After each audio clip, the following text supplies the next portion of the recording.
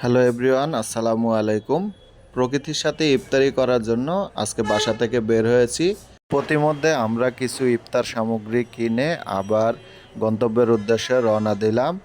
মাঝখানে আসরের সালাতের উদ্দেশ্যে আমরা ইসলামিক মডেল মসজিদে আসরের সালাত আদায় করলাম।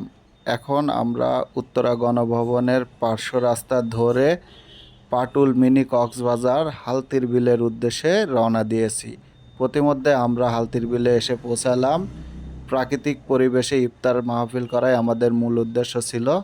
এখানে আমরা সবাই মিলে ইফতারের আয়োজন সম্পূর্ণ করতেছি।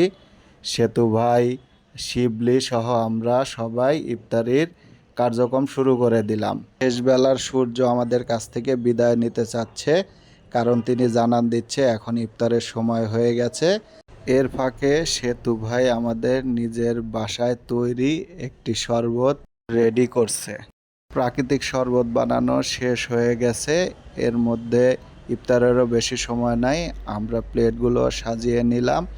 শেষ মুহূর্তে এসে আমি নিজে একটি ভিডিও নিলাম।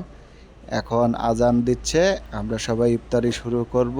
ইফতারি শেষে আমরা অনেক সময় গল্পগুজব করে রাত্রেবেলা আমরা ওখান থেকে রওনা দিলাম। সবাই ভালো থাকবেন, সুস্থ থাকবেন। আসসালামু আলাইকুম।